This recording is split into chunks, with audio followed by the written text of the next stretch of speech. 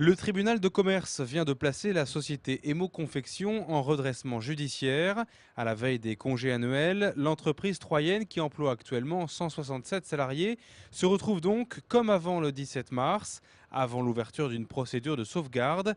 Conséquence concrète, les 59 licenciements envisagés avant d'être annulés par la justice reviennent à l'ordre du jour. Pour les salariés déjà soumis au chômage partiel, c'est la colère, l'angoisse face à cet ultime rebondissement et la lassitude.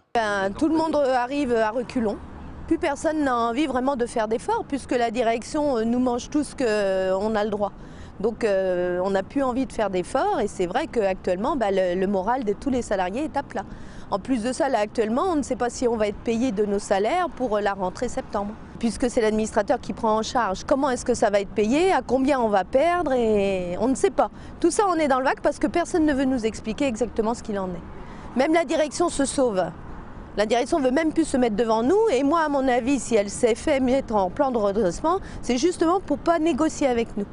Parce qu'elle a vu que nous on n'acceptait pas sa négociation de bagatelle et maintenant elle nous a mis carrément avec un administrateur de manière à ce que ce soit plus lui qui soit devant les salariés. Il se défile de ses engagements de directeur.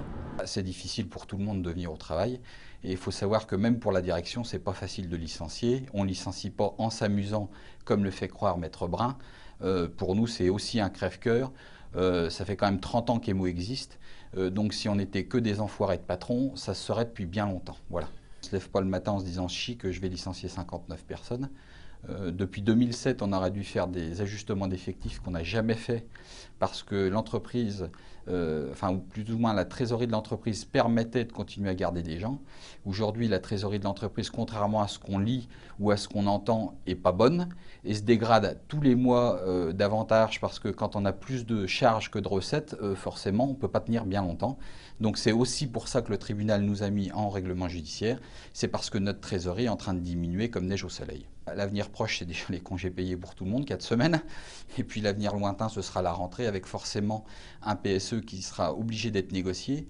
Mais à la différence de l'autre PSE, ce PSE sera négocié avec notre administrateur, maître comptant. Donc comme ça, on ne pourra plus nous critiquer de faire mal les choses.